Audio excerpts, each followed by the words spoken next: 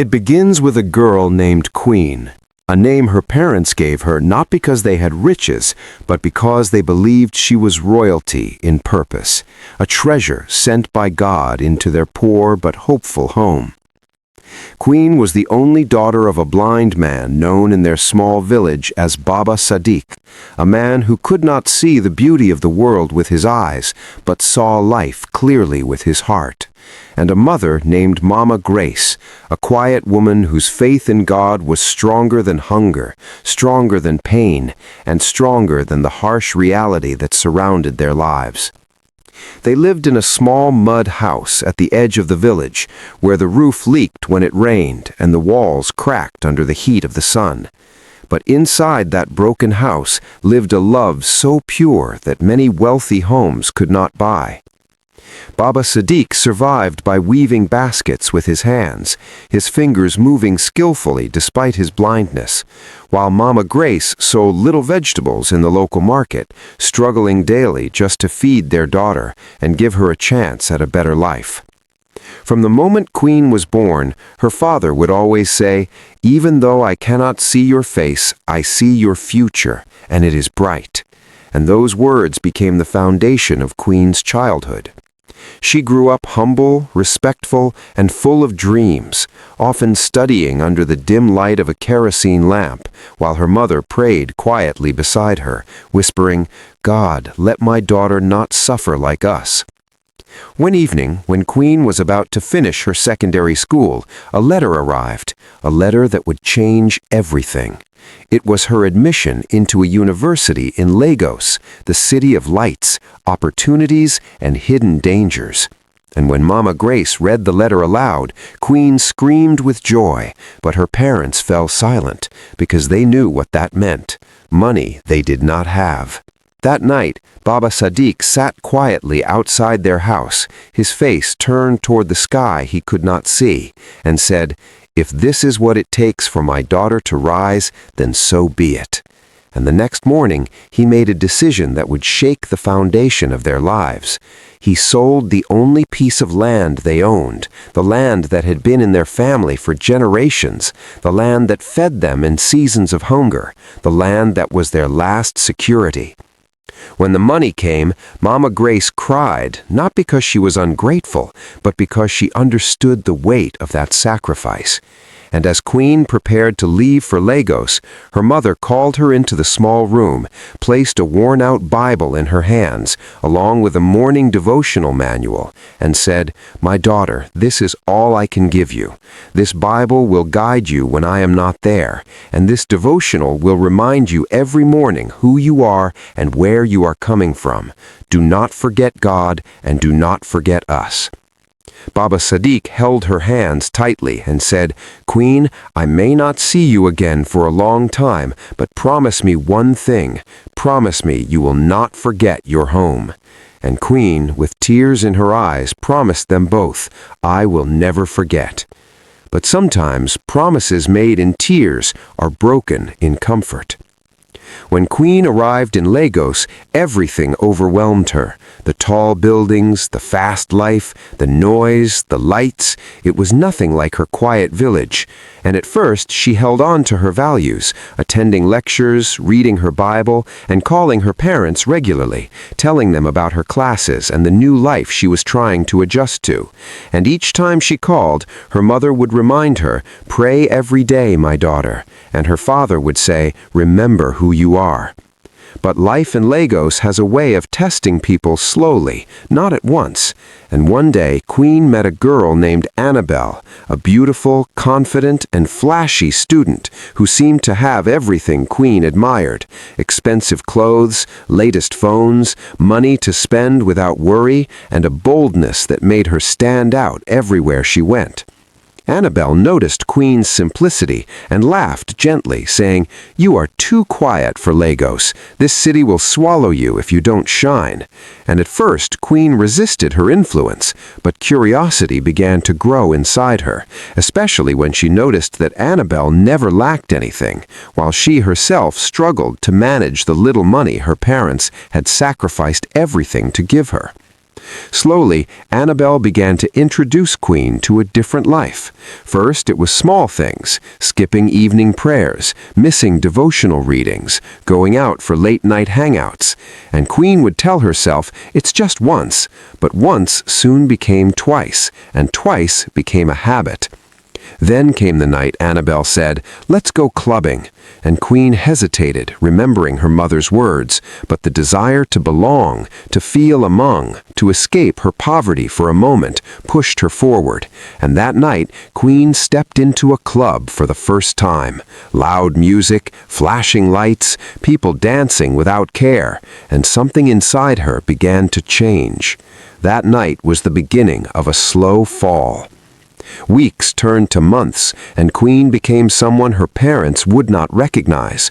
She stopped answering her calls regularly, stopped reading her Bible, the devotional manual lay untouched, gathering dust in her bag, and whenever her mother's number appeared on her phone, she would silence it, saying, "I will call later," but later rarely came. Annabel then introduced her to men, wealthy-looking men who spent money carelessly, buying drinks, giving gifts, and one night Annabel said words that would change Queen's life forever. "These men are not just here for fun, they pay well. You just have to give them what they want." And Queen felt a sharp fear in her chest, but also a strong temptation, because for the first time she saw a way out of her struggles without depending on her parents. The first time she followed one of those men, she cried afterwards, locking herself in the bathroom, staring at her reflection, whispering, "What have I done?" But Annabel laughed it off, saying, "You'll get used to it. This is Lagos." And slowly, painfully, Queen did get used to it. She began to live a double life, a student during the day and a different person at night, sneaking out, meeting men, collecting money, wearing clothes she could never have imagined before. And with each step, she moved further away from the girl who once held a Bible with trembling faith. What Queen did not know was that many of those men were not just rich, they were fraudsters, men who made their wealth by scamming innocent people, stealing life savings, destroying families they had never met, and yet to Queen they were just a source of income, a way to survive and enjoy the life she had come to desire. Back in the village, her parents continued to struggle, now without land, surviving on almost nothing, but they held on to hope, believing their daughter would one day return successful and change their lives. And every night, Mama Grace would pray, "God, keep my daughter safe," while Baba Sadiq would sit in silence, holding on to the memory of her voice. But the distance between Queen and her home was no longer measured in kilometers. It was measured in choices, in silence, and in a heart that was slowly forgetting love. And so the girl named Queen, who once held her family's hope, was now walking a dangerous path, unaware that every step she took was leading her closer to a tragedy that would not only destroy her life, but also break the hearts of the two people who gave up everything just to see her rise. The end of a person's journey is rarely loud at first. It often begins quietly, with small warnings, little feelings of guilt, moments where the heart tries to speak but is ignored. And for Queen, those warnings came many times, but she had trained herself not to listen. By her final year in school, Queen was no longer the innocent village girl who once clutched a Bible with trembling faith. She had fully embraced the fast life of Lagos, the parties, the late nights, the dangerous connections, and the false comfort of money that came easily but never stayed with peace. Yet deep inside her, there were still moments when she would sit alone after a long night, staring at the ceiling, feeling an emptiness she could not explain, an emptiness that no amount of money or attention could fill. It was during one of those moments that her phone rang repeatedly. The name on the screen was Mama, a name she had avoided for weeks, and this time something in her chest tightened, as if her heart already knew that something was wrong.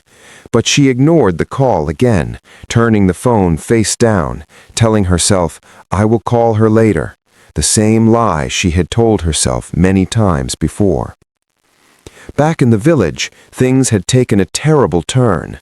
Baba Sadiq had fallen seriously ill, his body weakened by years of struggle, hunger, and silent sacrifice, and Mama Grace had tried everything she could, local herbs, prayers, even borrowing money they could not repay, but nothing seemed to work. And in his final days, Baba Sadiq kept calling Queen's name, asking, "Has my daughter called? I want to hear her voice." And each time, Mama Grace would force a smile and say, "She will call. She is busy with her studies." But inside, her heart was breaking because the calls were no longer going through, sometimes switched off, sometimes unanswered.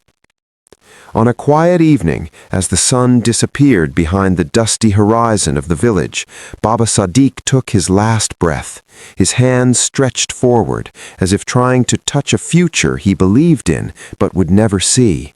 And his final words were soft, almost like a whisper carried by the wind. "Queen, do not forget who you are." When the news spread, the small village mourned with Mama Grace, but the greatest pain was not just the death, it was the absence of the daughter they had sacrificed everything for, the daughter who did not even know her father had gone. Mama Grace tried again and again to reach Queen, calling her number with trembling hands, but the calls did not go through, and each failed attempt felt like another piece of her heart breaking. Meanwhile, in Lagos, Queen was standing in front of a mirror, dressed in expensive clothes, preparing to go out. But that strange feeling returned, heavier this time, a deep guilt that refused to go away. And as she picked up her phone, she saw multiple missed calls from her mother. Her hands began to shake, and for the first time in a long while, tears filled her eyes. "What am I doing?" she whispered to herself, remembering her father's voice, her mother's prayers, the small house, the sacrifices, the Bible she had abandoned. And in that moment, she felt a strong urge to stop everything, to go back home, to make things right. But life does not always give second chances easily, especially when a person stands at the edge of consequences. Just then, Annabelle walked into the room, full of excitement, and said, "Tonight is big. The guys have a huge deal. This is your chance to make real money. After this, you can rest for a while." And Queen hesitated, her mind torn between guilt and greed, between the voice of her past and the pressure of her present. And she said slowly, "This will be my last time. After tonight, I'm done." A statement she believed, but one that destiny had already decided would come at a terrible cost. They traveled that evening to a luxurious hotel in Lagos, a place filled with silence that hid dangerous secrets. And the men they met were different from the usual ones, more serious, more cautious, their conversations filled with coded words and suspicious glances. And Queen felt uneasy, but she ignored it, reminding herself that this was the last time. Unknown to her, these men were not just fraudsters. They had crossed into something far darker. They had been involved in a deal that went beyond money, a deal involving human lives, and that very night they were finalizing an agreement with a wealthy and ruthless man who made his fortune through the illegal trade of human parts, a man whose smile carried no mercy and whose presence filled the room with fear. As the deal was being sealed, documents exchanged, money counted, and plans discussed in low voices, Queen sat quietly in a corner, her heart racing, a sudden fear gripping her entire body, as if her spirit was screaming at her to run. But before she could act, before she could even fully understand what was happening, the sound of loud knocks shattered the silence, followed by voices shouting, "Police, open the door!" Panic filled the room. The men scrambled, some trying to escape, others hiding evidence, but it was too late. The door was forced open, and armed officers rushed in, taking control of the situation within seconds. Queen froze, her body unable to move, her mind blank, as if everything she had been running from finally caught up with her in one terrifying moment. They were all arrested, handcuffed, and taken away, the flashing lights of police vehicles reflecting on her tear-filled eyes as she realized that her life had just taken a turn she could never undo. At the police station, the truth began to unfold. One by one, the men confessed to their crimes, fraud, exploitation, illegal dealings, and when it came to Queen, instead of telling the truth, they chose to save themselves, pointing fingers at her, calling her the mastermind, the one who coordinated their activities, the queen of the gang, a cruel twist of irony that turned her name into her downfall. Queen cried, begged, tried to explain, but her voice was drowned in a system that had already painted her guilty by association, her past choices standing silent witnesses against her. The case went to court, and the trial became a public spectacle, her face appearing on television, her story twisted and retold without mercy. And back in the village, Mama Grace sat in front of a small television, watching in disbelief as her daughter was described as a criminal, her hands shaking, her heart unable to carry the weight of what she was seeing. In the courtroom, the judge listened to the evidence, the confessions, the accusations, and finally delivered the judgment, a sentence that echoed like thunder: life imprisonment with hard labor. In that moment, Queen collapsed, her cries filling the courtroom, but no one could change what had already been decided. When the news was broadcast, Mama Grace couldn't bear it. The pain of losing her husband, the betrayal she felt, the shame, the heartbreak, it all became too much, and as the television continued to play, she slumped to the ground, her life slipping away silently, leaving behind a house that once held hope, now filled with nothing but emptiness. And so, the story of Queen ended not just in prison walls, but in the destruction of a family that had once been held together by love and sacrifice. The lessons from this story are clear and painful.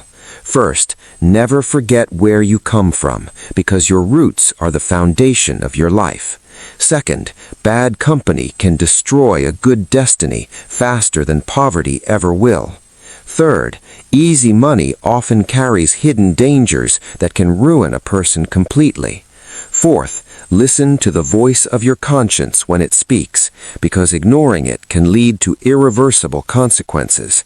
And finally, the sacrifices of parents should never be taken for granted, because sometimes, by the time we realize their value, it is already too late. This is Beyond Stories, where every story carries a lesson, and every lesson touches the heart. Subscribe and turn on notifications so you never miss a story that could inspire your next step.